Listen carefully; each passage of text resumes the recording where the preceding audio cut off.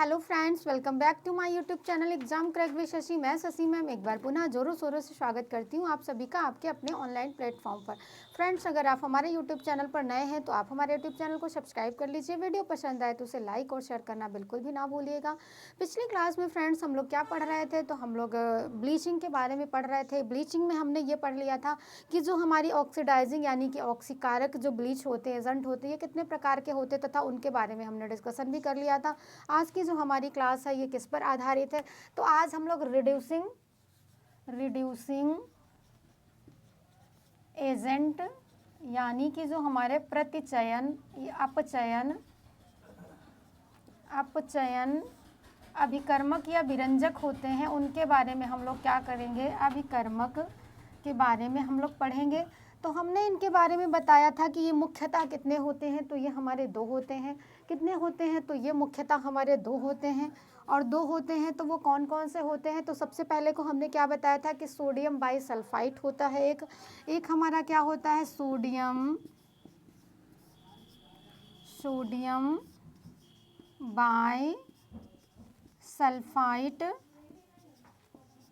Sulphide तथा दूसरा हमारा कौन सा होता है, तो दूसरा हमारा होता है सोडियम हाइड्रोसल्फाइड।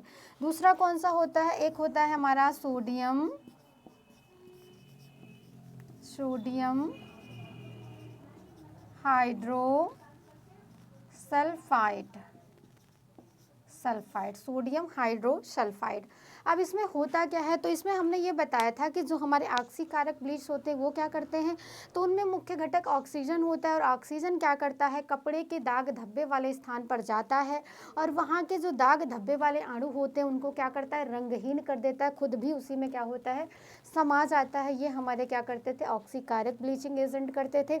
लेकिन जो हमारा ये रिड्यूसिंग अभिकर्मक या रिड्यूसिंग एजेंट है ये क्या करते हैं, ऑक्सीजन को भी मुक्त करते हैं। और ऑक्सीजन जब मुक्त होता है तो वहाँ पे जो भी दाग धब्बे वाले अणु होते हैं, पदार्थ होते हैं, वो भी क्या होते हैं, विघटित हो जाते हैं। और जब विघटित हो जाते हैं तो हट जाते हैं और दाग हमारा क्या होता है, पूरी तरीके से साफ हो जाता है। यही अंतर होता है हमारा ऑक्सीकारक ब्लीचिंग तथा रिड्यूसिंग ब्लीचिंग में। क्या होता है, दोनों में ये अंतर होता है, मेन अंतर यही होता है।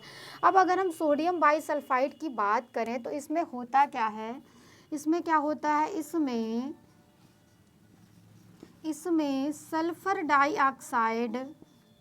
सल्फर डाइऑक्साइड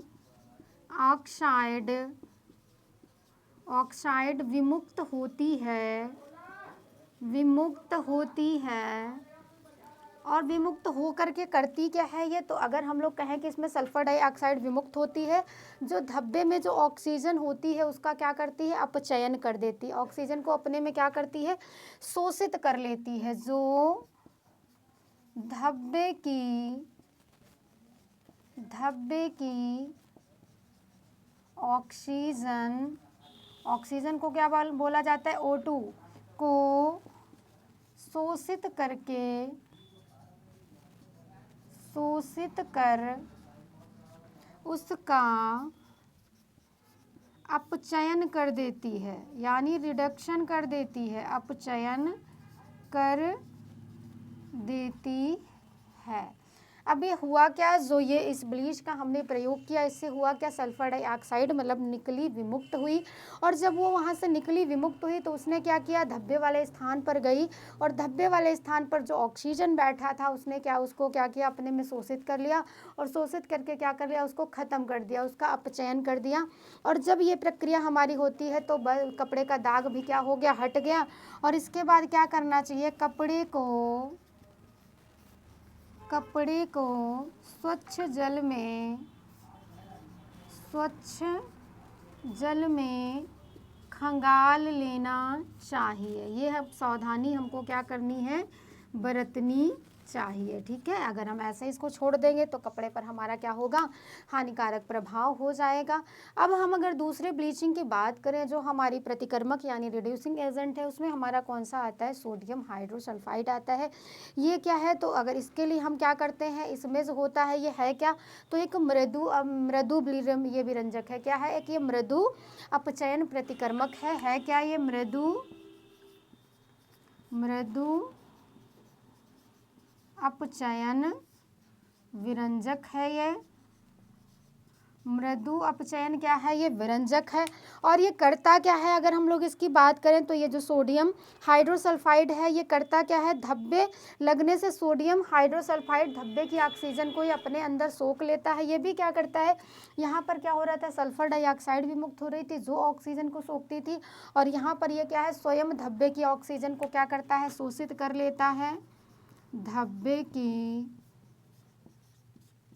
O2 को शोषित कर लेता है, शोषित कर लेता है। और ऑक्सीजन ने क्या किया था, उन सबको रंगहीन बनाया था, उनको बांध करके रखा था दाग धब्बों वाले अणुओं को। तो जब ये हमारा ऑक्सीजन अलग हो गया तो वहाँ पर जो भी अन्य पदार्थ होंगे, अन्य जो धब्बे पर होंगे वो भी क्या होंगे, हमारे जो धब्बे की ऑक्सीजन अलग हो जाने से जो अन्य हमारे विघटित जो पदार्थ होते हैं, अन्य तत्व होते हैं, वो भी क्या होते हैं, विघटित हो जाते, शोषित कर लेता है, जिससे धब्बे पर लगे अन्य पदार्थ विघटित हो जाते हैं, विघटित हो जाते हैं। और जब विघटित हो गए तो हमारा क्या हो गया, धब्बा साफ हो जाता है, धब्बा साफ हो जाता है, हो जाता है। इसके बाद भी वही करना चाहिए, कपड़े को स्वच्छ पानी से खंगाल लेना चाहिए। ठीक है, कपड़े को क्या हुआ, स्वच्छ पानी से खंगाल लेना चाहिए।